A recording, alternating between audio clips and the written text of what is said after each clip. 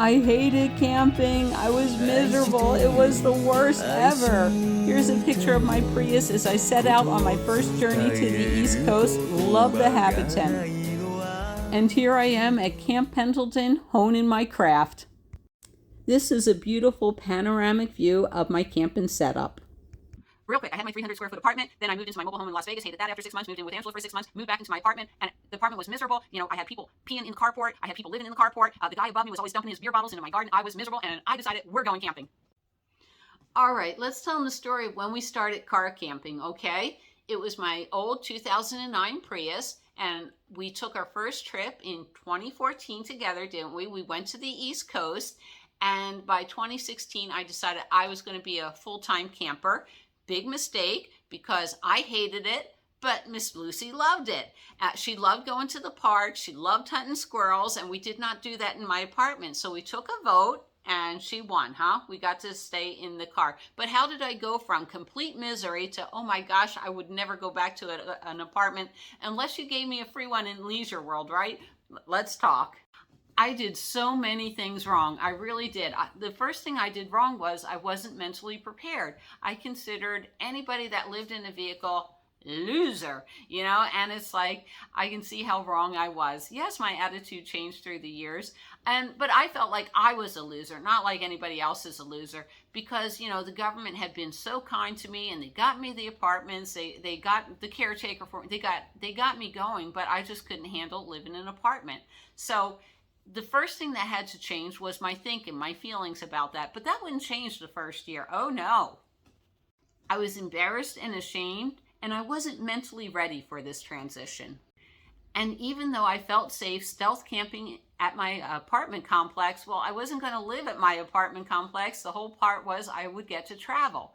So I would go down to Camp Pendleton. In Camp Pendleton, there's two campgrounds. One's inland, and it only costs $10 a night, and one's on the beach, $30 a night. And I reasoned that if I want to see the beach during the day, I'll go there, and then at 10 o'clock at night, I'll go to my campground and save myself 20 bucks. But the reason Camp Pendleton was so successful, I didn't know how to do anything. And it gave me time to practice.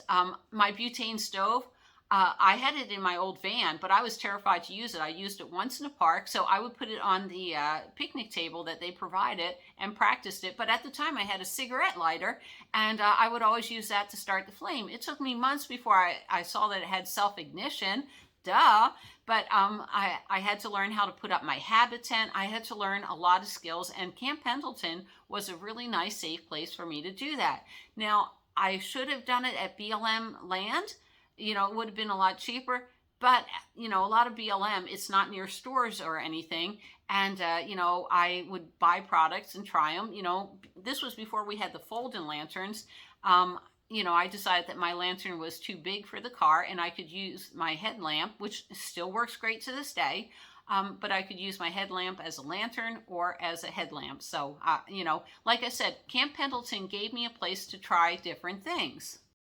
Here are a few of my paintings that I painted down at Camp Pendleton, so I would keep myself busy there all the time. But now my story continues. I just thought I'd show you what I did while I was down there. It was such a pretty place to hone my skills.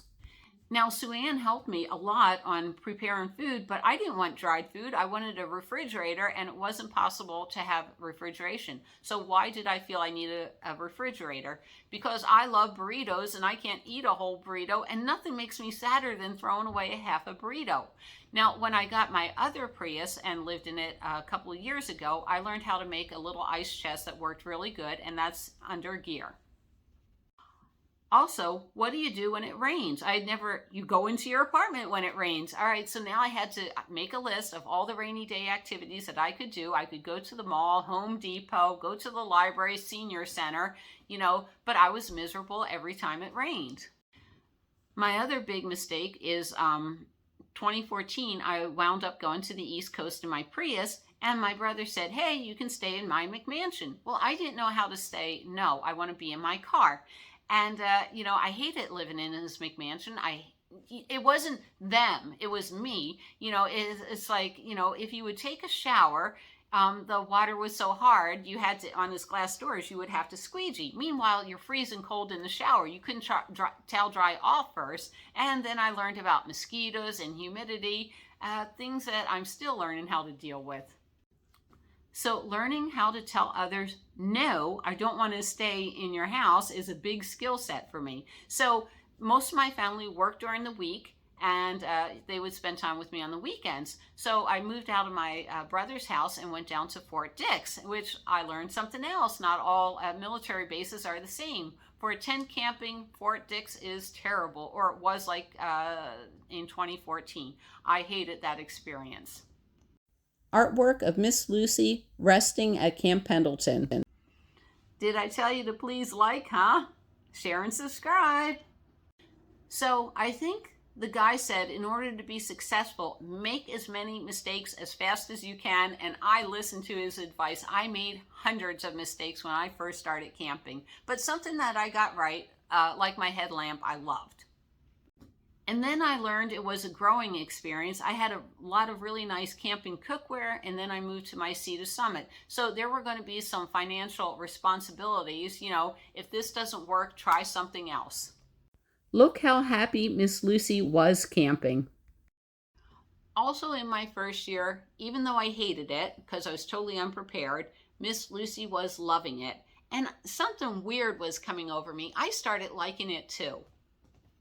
So Miss Lucy and I had a board meeting, and even though 2016 was a total failure, and there's pictures at the end, I hated it, she loved it, I was starting to like it. So it's the next year, my second year living in the Prius, that changes started happening, and we'll talk about that in our next video. What do we say, Miss Lucy? We will see you down the road.